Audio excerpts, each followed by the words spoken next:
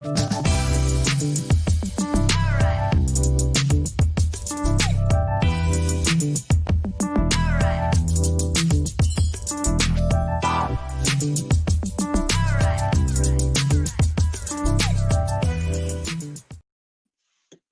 it's Josh Rubin here at Douglas Elliman in New York with my friend Glennda Baker of Berkshire Hathaway Home Services in Atlanta. Glennda, how are you? I am amazing, Josh, and I'm excited to be with you today. Yeah, absolutely. Thanks so much for taking the time. I know you guys are a little bit busier down in the ATL than we are here in New York City because you guys can actually meet people, show homes. This is all very exciting. Yes, it's very exciting. I have 2 closings today. I have 3 showing appointments today. So I won't say we're back to business as usual, but we are definitely doing business in the ATL. And of course, your governor was on the cutting edge, having reopened the state much earlier than just about anyone else. How's that going over the last couple of weeks? Well, I'm in Atlanta. It's kind of rifles and rednecks down here. So a little bit different than anywhere else. And you're right, we were one of the first states to open. Um, it just depends on where you are in Atlanta. I find that the closer into the city that you are, the more people are really being very aware of wearing masks and gloves. The further out you get into the suburbs, it's like no mask, no gloves, no precautions, no anything. So it's Really? just absolutely. So, and there is no, our realtor association has suggested guidelines, but nothing really, tangible, enforced, written, or required. Huh, that's interesting. So you can actually go in, show a home without gloves, show a home without masks, you can just kind of do your thing. Yeah, absolutely. And what I think the most difficult thing for me is to kind of mirror what the client is, because you have some clients that are super fearful, that are mask, gloves, booties, and you have other clients that are not.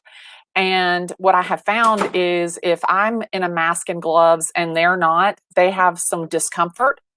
Yep. Or if they're in a mask and gloves and I'm not, there's some discomfort. So what I found has been really important is mirroring their level of comfort. Yeah.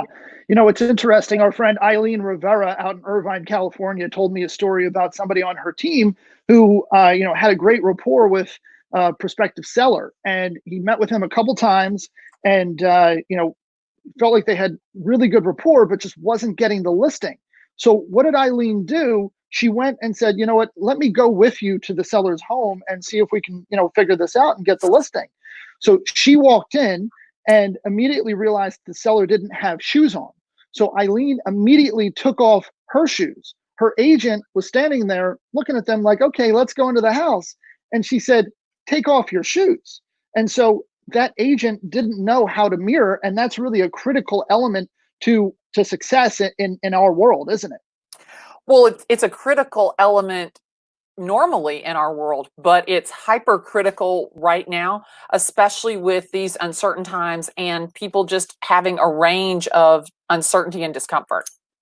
Yeah, absolutely. I mean, in situations where you'll typically hug and kiss each other as a greeting, in today's day and age, it's kind of like, hi, it's kind of like you're not really sure how Yeah. to interact, and you just got to take the cue from the person that you're interacting with and just go with it, right? Well, and you know me well enough to know I'm a hugger. So Oh for yeah, me, it's really, really been an adjustment.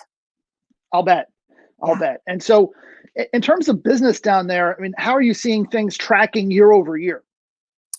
So we're obviously down, but we're not, we're down more because of the shutdown. Just because people didn't do business for X number of weeks. But right now we are running like maniacs. I mean, we have, I want to say we have over the weekend 8 showing appointments already set. Wow.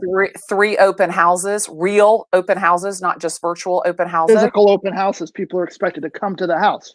Oh, and they are coming. We had 3 open houses last week. In one Uh-huh. house, we had eight people and 3 offers. Wow. You Yeah, had multiple offers. Correct. And what we're doing is we're allowing the groups in by level. So if the house Mhm. has 2 levels, we're allowing 2 groups in at a time. If it has 3 levels, we're allowing 3 groups at a time. So everybody's on a different level of Okay. the house. And, and so how are you managing that once they're in the house though? Okay, so we're having a neutral place on each level. So let's say that you are the group that's on the main level. We're pulling you over into the dining room and allowing the upper level people to come down and go into the opposite corner into the family room, and then we're allowing you to go up the stairs. So making sure that we keep everybody very, very conscientious of the social distancing. And of course, if you're coming into the open house, everybody has to wear a mask. Got it. So in that physical open house, you are expected to wear a mask no matter what your preference is, no matter kind of what the situation is as far as the specific town that the house is in. That's correct. We've made that commitment to our sellers just to give our sellers a level of comfort. Yeah. It's interesting. It's really all about comfort in today's day of uncertainty, right? You just want to make sure that everybody is comfortable first and foremost, and the rest will sort of take care of itself, won't it? Well, and Josh, that brings up an interesting point because I was talking to somebody earlier this week and I said to them, like, my mantra is in times of uncertainty and confusion, be the clarity that people seek. And that's like my mantra, like every day, all day long, that's all that I'm focused on is just being the clarity that people seek because we don't know what is leading to their uncertainty, what is leading to their confusion, what is leading to their discomfort, and being able to hone in and tune into that as quickly as possible and just kind of relate to them and meet them where they are, I think is so critical right now. Yeah.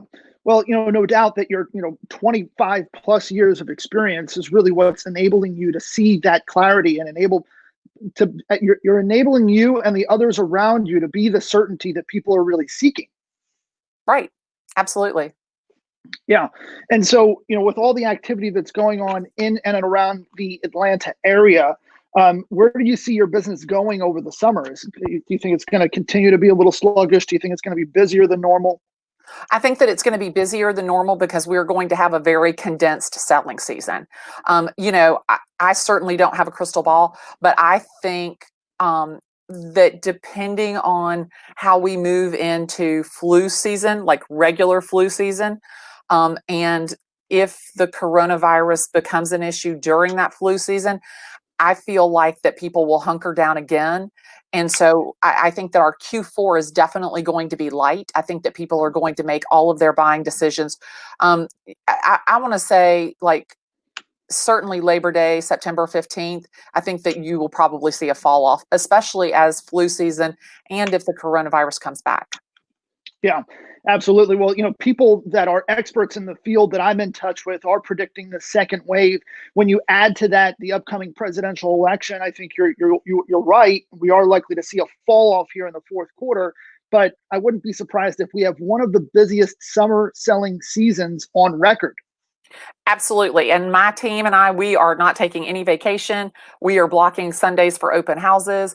We may even start blocking sometime on Saturday for open houses because people want to get into the houses. I think that virtual showings and virtual open houses in our area, our virtual showings are up 403%, Wow. doing a 3D virtual tour. But let's take into consideration that that was our absolute lowest click-through rate on any media that we had. So the fact that it's up 403% is astonishing, but is it really up 403% because there was no percent before? But Yeah. honestly, people want to get into the house, period. And what we're finding is the showings are less, the quality is 1,000 times better. So the people that are actually you're not having tire kickers right now. The people that are looking at houses are going to buy a house today, period. Okay. Got it. So you're talking about, real serious people coming to look at these homes. Absolutely, 100%.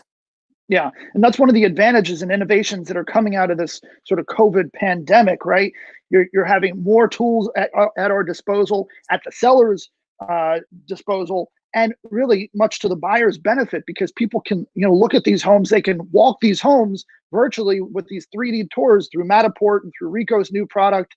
from the comfort of their home at all hours. So it's preventing people from coming in and saying, well, I didn't realize that Johnny's bedroom was only, 8 by 9, and I really need a bedroom that's at least 10 by 12 for my kids. And here with these Matterport tools, they're actually able to measure these every little corner of each room of the house. It's really incredible. That's very true. But always remember, real estate is on site, not just online.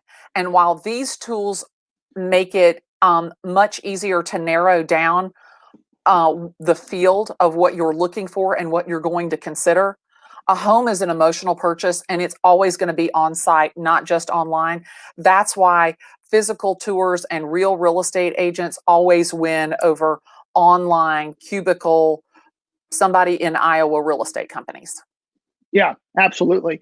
And it's helpful to be able to, touch and feel a space, isn't it? Absolutely, 100%. Because, I mean, think about it. If you've had a knee replacement, while you can go through and do a 3D tour, the distance, being able to walk that distance from the living room, the kitchen, the bedroom, how important is that if you've had double knee replacement?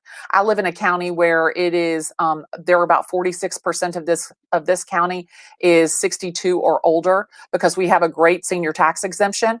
And so Huh. things like wider doors, things like stepless, things like not just stepless inside, but stepless from the car through the house. That's really important and has a huge value, something that Wow. you're not going to get through an online estimate of value or a 3D tour. Huh. That's interesting to know because of the concentration in the elderly within your community. So you have these houses that in other parts of the country not may not be as in demand, but in your community, it's like a hot commodity. Absolutely. Huh. And so, Glenda, you're at Berkshire Hathaway. Congratulations again on a fantastic first quarter. You're the number one agent at Berkshire Hathaway in Atlanta for gross commission income. Tell us how you did that. Client experience. I mean, I'll be honest with you, the majority of our business is repeat and referral business, and we focus really on the client experience, start to finish, and just providing an exemplary experience, and just loving on people. That's just kind of my general nature. The people that work with us, somebody asked me earlier this week, like, how often do you call your clients or how often do you talk to your clients? Well, most of my clients become my friends. I talk to them all the time. I mean, they're at my house for baby showers. I'm at their weddings. So it's not like a hit it and quit it kind of deal for us. We are in relationship with our clients. We go from a service provider to part of the family. And for me, that has really been the pot of gold. Yeah. And I was going to say, it sounds like you have in fact become a part of the family, and that's exactly how you phrased it. Yeah, I have one family that I've sold multiple houses to the mom, dad, grandma, grandpa, all of the children, and it's so funny because they call me an adopted Gillespie. So it just absolutely cracks me up. But I mean, literally, they have a baby shower, they have a wedding.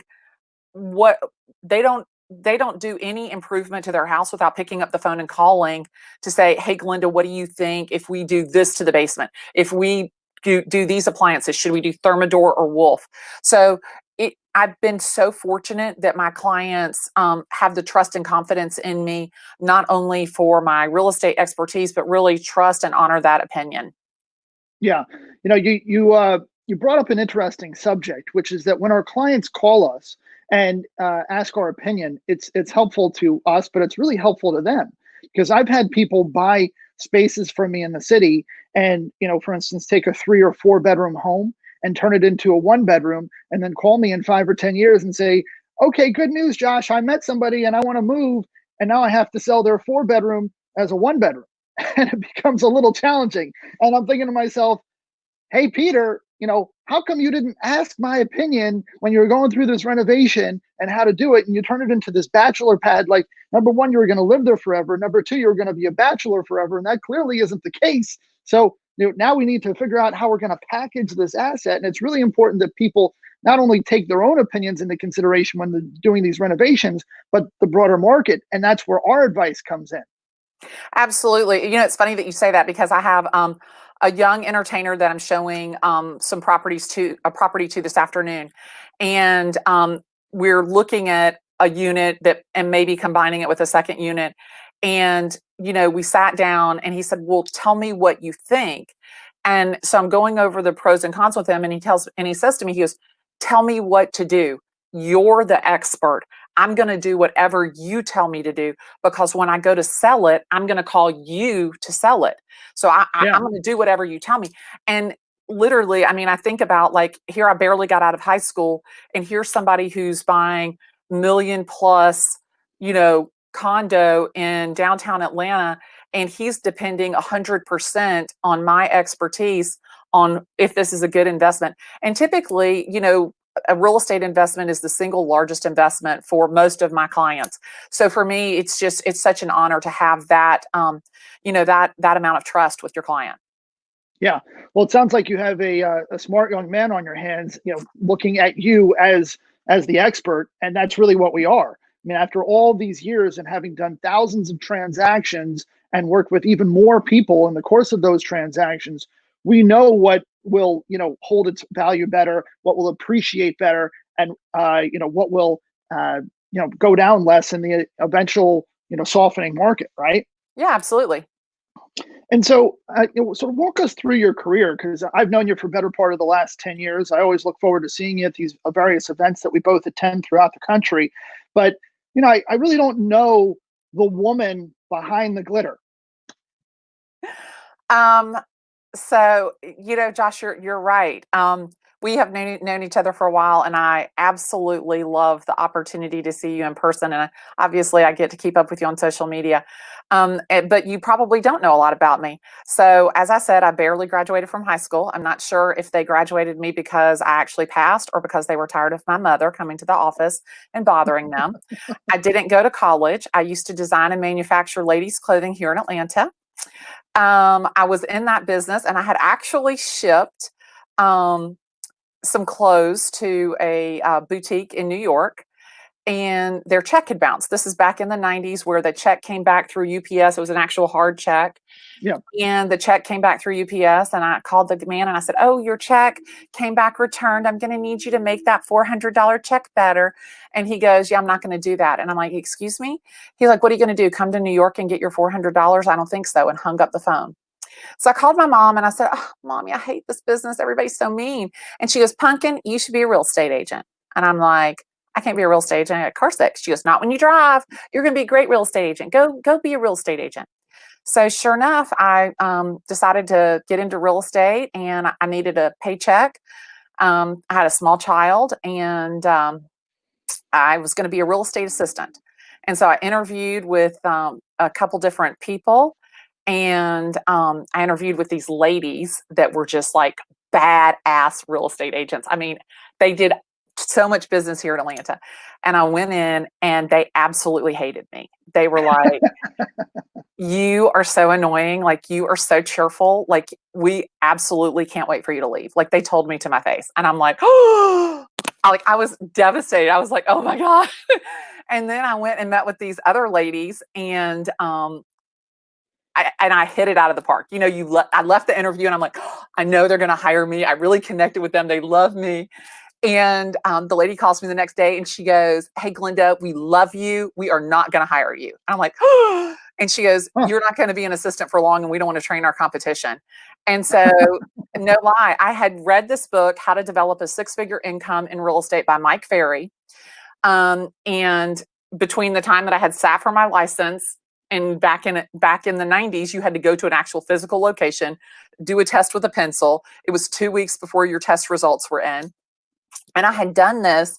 I was waiting for my test. And I was reading this book. And so I went to this brokerage, and I said, "I need to put my license somewhere. I've sat for my exam. I'm waiting for my test to come back." And the broker's like, "Okay." And I said, she goes, "Why are you so urgent?" I said, "Well, I've got 5 listings." She goes, "Well, you don't even have your license yet." I said, "Well," I said, "I read this book, and it said, call everybody that you know and tell them that they can either buy a house or sell a house. Either one is fine. You're getting your real estate license." I said, "I did that, and 5 people are going to list their house with me." And she goes, "You're Wow. joking." I'm like, "Nope." And she goes, "And you read it in a book and you did it?" And I'm like, "Yep." And I got my license on September 13th, and by December, I was agent of the month. Wow, that's incredible. So, 3 months in the business, you're already agent of the month. Yeah, I take instruction well. I am a very instructional minded person. So give me the instructions, let me follow them, and that's what I'll do. So you're very literal, in other words. Yeah, one of my coaches says that I'm bipolar because I'm an expressive analytical, and those two don't typically go together. And then Eileen, who you mentioned before, my coach says, yeah, but you're really a D because I'm a D in times of conflict. So I'm an IC with an inner D. So And of yeah. course, we're talking about disc profiles, right? Yeah, absolutely. Yeah. It was so Right. funny. So today I had a closing, and I was with one of my clients, and so I have this app, and so I always disc profile everybody before I meet with them, so I kind of know how to deal with them.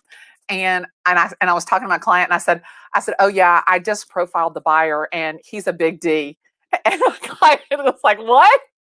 And I'm like, no. Like, he's a driver. He's a big driver. So I was like, oh no, I didn't just say that to my client. Oh boy. I'm so embarrassed. But anyway, yeah. It's because you're always thinking along the lines of the disc profile because you work with Eileen Rivera, who's very into the disc profile, and that's basically figuring out people's personalities and how to work with them successfully. And so you're thinking along those lines from that context, and somebody coming in who's not as familiar with the disc profile here's Big D, and that's not exactly what they think. They're thinking along the lines of shoe size, perhaps. Yeah. Exactly. Right. Well, what's even worse is this with this same exact client. The last time that I worked with them, I needed something from the builder. And so I'm on this group text with this client, and they said, did you get what you needed? Did you get what you needed? And I said, yeah. I said, I got it from Sweet Dick because the builder's name was Dick. And my client sends back a text message. She goes, oh my God, I just spit out my water. I was like, oh no. So for that to happen to the same client today, I was like, oh my God, he must think I'm like a lunatic. Yeah, it's a generational thing. I totally understand. I have a couple clients with the same name. Very nice guys, by the way. So that said, so you got into the business. You were number one agent within 3 months of just setting foot in the business, and then what happened from there? So that December of your first few months, and then how did you go from there? I continue to just like take in knowledge, take in like how to become better at my skill, become better at my craft. And, so I was licensed in September of 1992. And, I don't even know if I should tell you. I don't even know if you've ever heard this, Josh. I actually sold the wrong house. I was And this is at what point? Yeah, I mean, I had been selling real estate. I was maybe a year and a half in, and I had showed this guy some houses, and he goes, I want to buy the Buckhead Broker listing on West Paces Ferry. And I'm like, okay, great. And so write the contract. The guy's going to tear the house down. He doesn't do an inspection. He calls me Sunday night. He goes, hey, I went by the house. The people are still living there. And I'm like, no, I don't think so. And he's like, no, I'm telling you, there were people in the house. There were people in the driveway. We didn't do a walkthrough because he's tearing the house down. We don't need to do a walkthrough, right? So I call the agent and I'm like, is anybody at the house? She's like, no, the house is vacant. I'm like, okay. I call him back. The house is vacant. Monday, we go to closing, and we're going up Habersham Road, and I get in the lane to turn right on West Paces Ferry, and he goes, the house is to the left. And I'm like, no, the house is to the right. He goes, Glennda, the house is to the left. And I'm like, okay. So I turn left, and I'm driving down West Paces Ferry Road, and no lie, I see my life flash before my eyes, because on the left-hand side is the Buckhead Broker for sale sign. I had shown him 2 listings on West Paces Ferry that were Buckhead Brokers, and I had sold him the other house. What'd you do? So we drive by the house. He goes, see, there's people there. I'm like, I'm like, that's not the house you bought. He goes, what are you talking about? I flip my car around. I do a U-turn. I fly down West Paces Ferry Road. I pull into the driveway, and the whole time I'm thinking, oh my God, I think I could lose my real estate license. Oh my God, this is really bad. This is really bad. This is really bad. I pull into the driveway of that other house and I hop out of that car like I am damn Vanna White. And I am like, this is the house you bought. Look at this beautiful 1 acre lot. And I got it for you for this price. And oh my gosh, now on your new house, you can do the carriage house here and the garage is there. And you are going to love this lot. I cannot even believe that you would even think about buying that other lot. It's like not even nearly the size. We could have never gotten it for this price. No, the guy sits down on this wall and he puts his hands in his head in his hands and he shakes his head. And I'm like, I can't believe you would even think about that other house. My goodness gracious. And he goes, well, I guess you're right. I guess this is a much better lot and a much better location on the street. I'm like, of course it is. I got that guy back to his car and literally I was physically ill. And I was like, oh my, I just used a real estate life right here. So, um, I was going to say, that is what we call a miracle. do you know what? And I went on to sell that guy 9 different houses, but I just want you to know that it literally, I used a real estate life right there. But the thing about it is that no lie, I believed what I was saying. It wasn't a sales job. I believed with all of my heart that the house that I had sold him was the best house for him. Yeah. And so it wasn't some, line of BS. And I think what has always worked for me is like the genuine authenticity. I guess it's been about a month ago, I got in a little bit of hot water. I got my hand slapped about being a little bit too harsh. And my husband said to me, he's like, that's harsh reality is your trademark. Authenticity is your trademark. Don't tone that down because that's what people who do business with you love about you. That's what they expect from you. So don't let somebody that doesn't accept the way that you are like try to dim the light on that part because that's what's made you successful. And while it's not always sunshine and sparkles, it's always the truth. Yeah. Yeah, absolutely. I mean, you have to be exactly who you are because people can detect the bullshit, right? Absolutely. When you're pretending to be something that you're not, then people know. And people who know me have gotten to know that when we're looking at a home and I'm not into it, my mother always said, if you don't have anything good to say, don't say anything at all. So, I'll just be walking through the home, absolutely quiet, because there's nothing good to say. Yeah. And a buyer actually who's closing on something today said to me, toward the end of her search, she said, well, Josh, I'm interested to know what you think of it. Actually, you know what? You don't have to say anything because I know what you think of it now. You didn't like it because you didn't say anything when we were in the house. I said, yeah, that's about that about sums it up. If there's something good to say, I'll say, hey, look at these great high ceilings, look at this open view, look at this beautiful kitchen. But if none of those positives are there, I'll let you figure it out. Because you know what, Glennda, I've sold my fair share of homes that I didn't particularly care for. Right. I mean, sometimes we don't see it the way that other people see it. I remember one of the first homes that I ever sold was this guy that I met at one open house. This is back in the day when I was first starting my career. And I had started at one company focusing on rentals where they used to spoon feed us these leads from these sort of bait and switch ads to Corcoran, which is a very prominent broker in the city. And I felt like I was drowning when I made this transition. So I went into the manager's office and I said, hey, I feel like I'm sort of losing my stride a little bit and I need to, get some opportunities. Do you know where I can find them? And he said, yeah, you need to buddy up with the agents in the office and do their open houses. So one day I did an open house for somebody. It was a $350,000 one bedroom in Chelsea. And I had had a phenomenal Saturday night. It was like one of the best Saturday nights of my life. And I went to this open house at 11:30 to 1. And I got like 3 or 4 clients from this one open house because I had such a positive mindset. The world was my oyster. And so one of these guys didn't want to work with me, but I kept following up with him on the phone. He said, look, I'll give you one shot and one shot only. And I said, I have the apartment for you. You're going to love this. And we went and we met down in Soho at this one bedroom. And I walk into the apartment. I get there early because I'm excited to show it to him.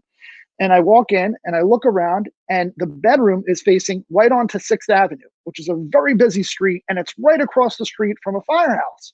And I said, oh shit, there's no way in hell this guy is buying this apartment. And you know what? I'm not going to be able to work with him anymore because he said he's going to give me one shot and that's it. So 10 minutes later, I go downstairs, I meet him out front of the building, I bring him upstairs, walk around the apartment. I said, yep, it's great space, killer location. He said, yep, yep. All right, so what do we do if we want to make an offer? So I told him, and he bought the place. And not only did he buy the place, but he referred his brother to me, and then he referred his mother to me. And so it just became this family affair, all because I only mention the positives. I'm not going to mention the negatives because you know what? When you have negatives, the negatives are apparent, right? Yes, Right. it faces 6th Avenue, but am I going to say it faces 6th Avenue? What the hell are you doing? No, let him decide. Maybe he loves the location enough to say it's okay. I don't mind 6th Avenue. I face Broadway now. How am I supposed to know? So, um, so you built this career based on your sort of your authenticity, really, and just really caring about people and treating them like family. Yeah. And, you know, back in the 90s when I started, there weren't really real estate teams per se. There were agents, like if you were going out of town, you would like give business to somebody else. And so it was about 2000 and it was 2000 and I was pregnant with my son Lucas. And I was like, okay, so I'm not going to be able to keep like at selling houses at the same rate that I'm selling them. I need to get somebody to help me. And so I connected with two other girls in my office, Kelly and Elizabeth, and kind of put together a team. And I went to the lady who owned the brokerage that I worked for, and she's like, "Yeah, I don't want to do that. I'm not down to do teams." And I'm like, "No, no, no. This is how I'm going to do it. I'm not going to be able to work as much, and I want to keep up my same level of business." And so Elizabeth and Kelly worked with me. At the time, they handled the buyers and I handled the listings. And so it was a little bit easier for me. And I started at that point building a team in 2000. And Elizabeth actually still works with me. So I always tease her and say she's lasted longer than any of my husbands and all of my husbands put together. And Kelly went on to have 3 children. She doesn't work with us anymore, but we still get to see her. And now we have Eveline. And so I run an all-female team. So me, Elizabeth, and Eveline sell. And then we have Tiffany, who runs all of our contract to closing, and Christine, who runs all of our listing to contract. And then we have one person who just handles the client relationship, events, gifting, all kinds of just making sure that we have everything we need to make the client experience amazing. Wow. And so one of your trademarks is bringing cakes to all of your closings Yeah, with yeah, a picture of the house that you're selling yeah, on the cake. yeah. And so where'd you get that idea? Okay, so my name is Glennda Baker. Okay, so it was so funny. I had a closing with this agent, and she brought me a cake from this company called Piece of Cake here in Atlanta. And it was so good. It was so yummy. And I was like, oh, wow, that's got some legs on it. I like that. So my name's Glennda Baker, the cake. And so all through my entire school life, this little boy sat in front of me. His name was Dan Asbury, A.S. My name was Glennda Baker, B.A. So, and they always sat us in alphabetical order. So all the way through elementary and high school, Dan Asbury sat in front of me, except in 8th grade when Kathy Bacon came, and Kathy Bacon sat there, but she was only there for a year. So Dan Asbury always sat in front of me. So no lie, all the way from elementary to high school, he said, Glennda, cake baker, Glennda, cake baker, Glennda, cake baker. And so when that girl gave me that cake, I was like, Glennda cake baker, Glennda cake baker. I was like, I think I could do something with that. And so I started doing these cakes. And so I was doing like 90 cakes a year. And so the I went to I also had this bakery in my town, but I wasn't getting them from this bakery because I couldn't get this other bakery to do what I wanted them to do. and I couldn't get them at the price that I wanted. And I decided I wanted to do pictures on them, and I couldn't get the bakery that I was using to do pictures, and I couldn't get the bakery that I wasn't using to do the price that I wanted. And so I was having dinner with one of the guys that worked for the bakery, and he was, how many cakes are you doing? And I said, oh, I did 90 this year. And he goes, you're doing 90 cakes a year? And I'm like, yeah. He's like, let me talk to Ryan. I think that we can work something out. And so he talked with the owner of the bakery. And ever since then, and I guess that, oh gosh, that's probably been 13, maybe 15 years ago. And we, at first, it had me on it. It had me and the skyline of Atlanta. And so I took my cake, and I gave the cake. I give a cake to everybody in the closing. So 5 cakes. The buyer. So hang on one second. So that was my other question related to this. I'm thinking one cake, one closing, but you're doing one closing and then however many people are at the closing. 5 cakes. So in Atlanta, it's the buyer, the seller, the listing agent, the buyer's agent, the attorney, and the lender. Okay. So obviously I don't get a cake for myself, but when I started, I would have a cake that had a picture of me in the skyline. So I give my cake to this other agent that's with another company. She goes, oh, I'm going to take this to a birthday dinner. I met this guy on Match.com. I'm going to take your cake for his birthday dinner. The guy calls me the next day, and he goes, I just wanted you to know that I really enjoyed your cake. And I'm like, do I know you? He's like, yeah, I've been dating this girl on Match.com. She brought your cake. And I have to tell you, you're really sweet and edible. And I was like, okay, see ya. And so, no lie. So then I moved and started doing pictures of the houses. So now I do a picture of the house, and it has me with my too late sign, and I do it at every closing. So no lie, I have a closing with this entertainer, and so I get them a bottle of Cristal and a cake. And no lie, the only thing they even notice is the cake, not this fabulous bottle of champagne. All they notice is the cake. And so really it memorializes the house that they're buying or selling. And I cannot tell you how many people who did not work with me, worked with a different agent, remember that cake, and they post it on their social media, and they love it. And this is the thing and people always say, well, why a cake? Why a cake? Well, my name is Glennda Baker. That's a cake baker. That's kind of how I came up with it. But think about it. You do not take food from somebody you do not trust. What does your mom always say? Don't take candy from a stranger. You never, ever eat anything that from somebody that you don't trust. That's why people go to the same restaurants. That's why it just builds that sense of familiarity, that sense of trust. And so for me, I love and how can you be mean when somebody's giving you something sweet? When somebody's giving you like a cake, like it just makes people sweeter. It takes down their defenses. They trust you, and it's a celebratory experience. And so last year we did, I want to say 573 cakes for closings. Wow. And that's a little different than the 90 you were doing when you first started the cake. Yeah, exactly. And I have a nonprofit called Operation Birthday Cakes. And so I work with that same bakery to provide birthday cakes for homeless children, for a homeless shelter here in Atlanta. Oh, and wow. we do about 60 cakes for them that feed 45 children, because there's 45 children housed in that one shelter. And so we have a personalized cake that has their name on it. If they like Winnie the Pooh or Cars or Frozen, we have it decorated specifically for them, chocolate or vanilla, and it's delivered on the day of their birthday. Wow, that's amazing. And how did you get inspired to do the charity aspect of the cakes? I was at a charity event. And this little girl had written a letter about that she loved these sheets, that this lady's charity had given her sheets. And this blanket, and she loved this blanket so much because when she was homeless and on the street, her blanket was dirty. It was an orange blanket, and it was dirty, and she now had this pink blanket, and when she smelled it, it smelled like soap. And she had wished for that blanket on her birthday, but she didn't know if it would come true because she didn't have a birthday cake to make the wish. Wow. And I raised my hand, and I'm a guest at this charity luncheon. I raised my hand, and they're like, "Oh, ma'am, it's not time for questions."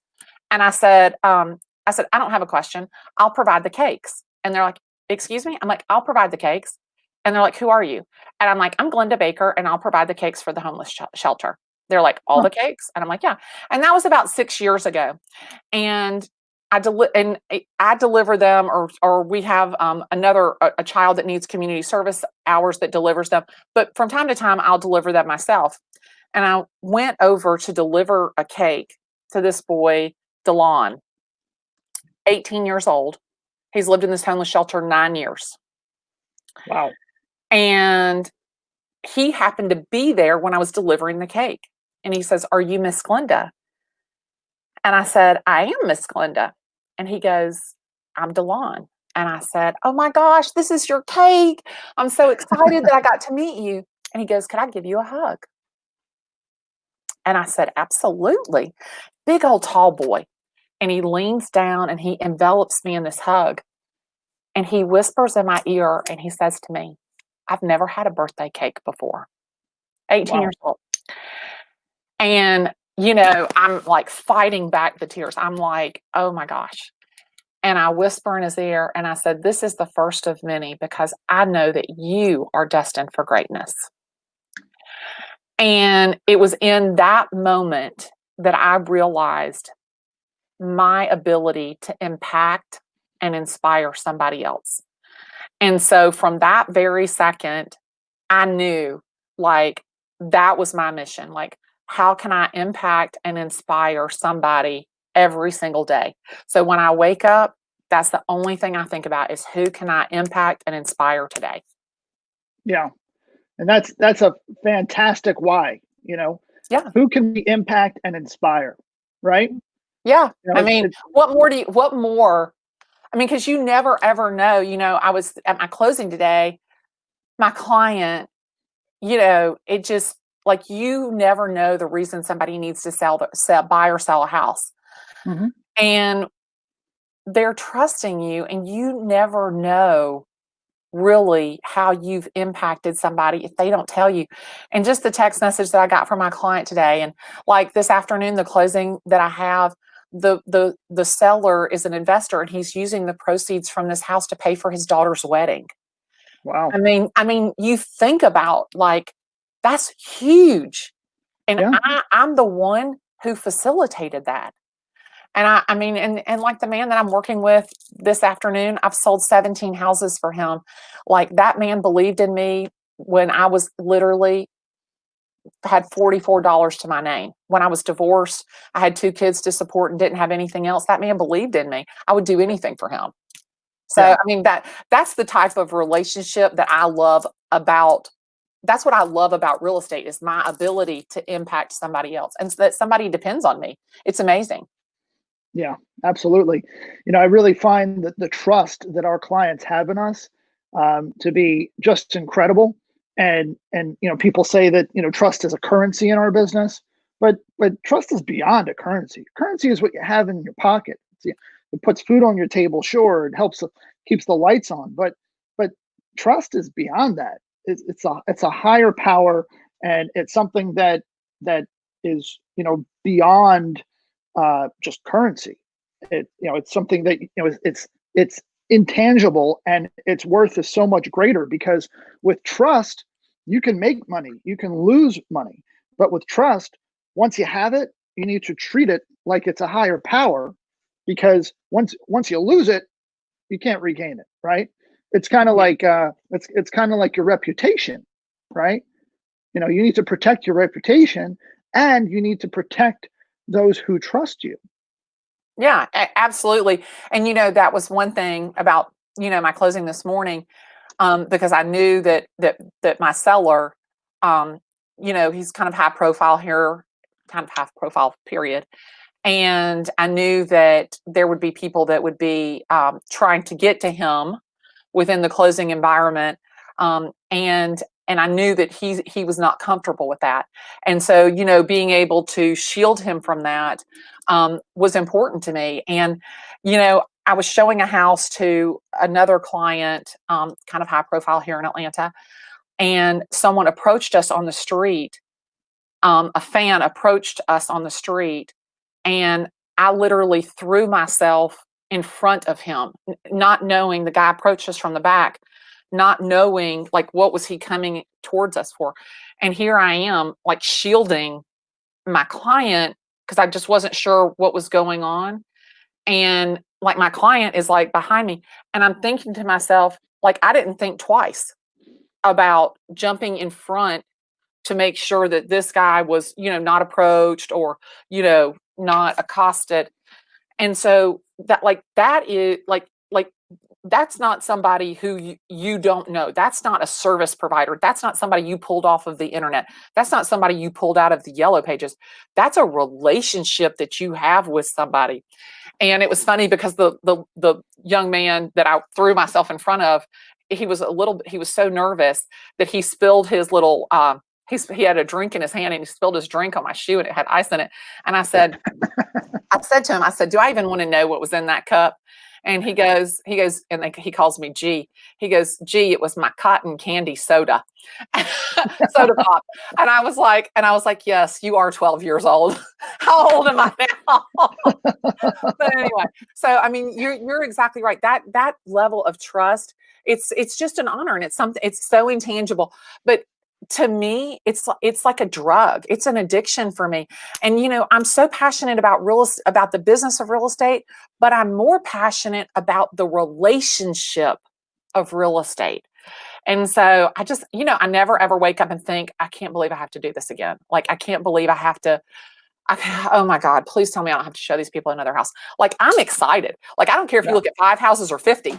I'm happy to show you whatever, because I'm getting so much knowledge out of showing you houses and learning about you and learning about your family and and the dynamic of your family. So for me, it's like a drug, and I love it. Yeah, absolutely. And you bring that passion to everybody that you work with, and it shows. It Yeah. does. It does. Yeah. I hope so. Yeah, absolutely. So with that, Glenda, is there one last question? Okay. And obviously you've gotten to this point in your career where you have this trust and you work with these notable profile people, whether it's celebrities or people who are successful in business, etc. Is there one deal that stood out to you?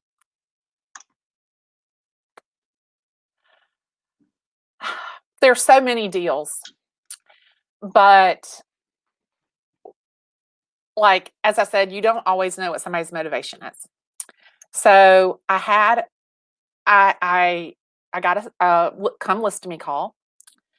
This man was selling his house that he was the original homeowner. He had been in this house 36 years.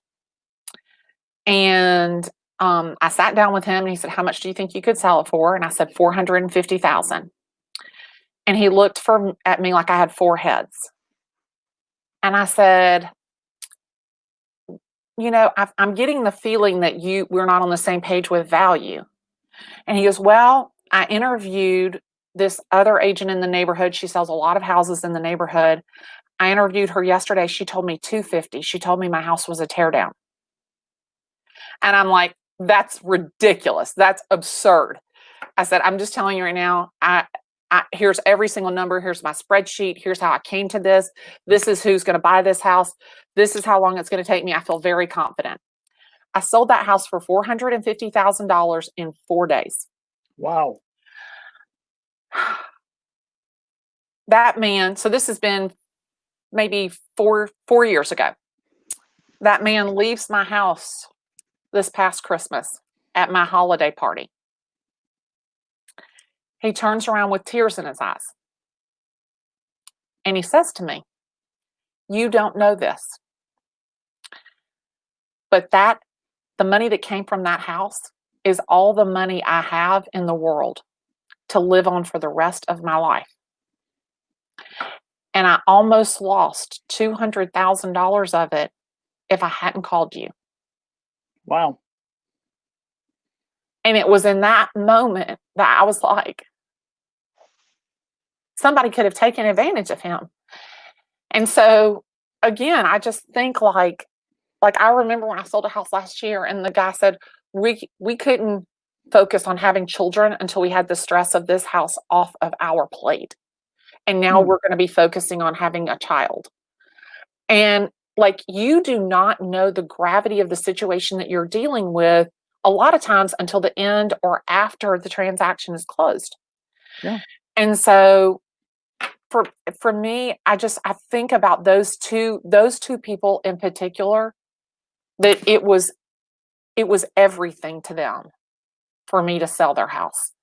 And they trusted me. And so I just, for me, I'm going to fight to the mat for my clients, no matter what it is. And, it's funny because today I have 2 closings. One of them is 135,000. One of them was $1.9 million. And, I always say everybody has a dream, and everybody has that dream of home ownership. And to me, I don't even think about it like whether it's a $900 apartment or a $5 million house. I'm just here to help the people that I can help. And I want to work with the people who want to work with me. And so for me, I've just been so fortunate. Yeah, absolutely. I think we both have. I just helped somebody who moved back to their childhood home. They bought it from their own mother, and they sold their apartment that I sold them 15 years ago. And I staged it myself with the help of my wife Kathy and our daughter Leah, and we staged it and did a great job. The value was sort of $650,000. We knocked it out of the park. We had a closing 2 weeks ago in the middle of the pandemic for $725,000. We got her $75,000 more than the asking price, and more than she actually thought that she could ever get. So, anything that we can do to just return the gratitude that we have is really where it's at in this business. And that's why it's so rewarding to the people who are patient enough and who care enough.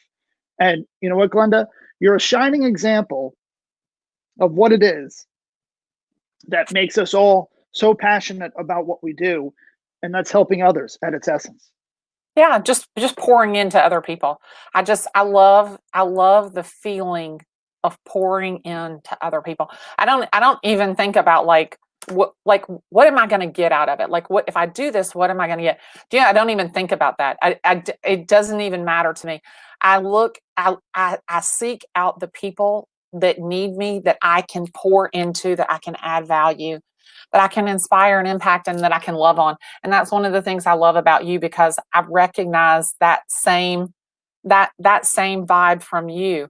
And I remember the first time I met you, I was just like, I thought to myself, I cannot believe I have the opportunity to meet someone who is a great business person, who is in such a different market and has such a different skill set than me, but still operates their business from that same perspective. So, and I love hanging out with you, and I love seeing you and learning from you, Josh. You're amazing.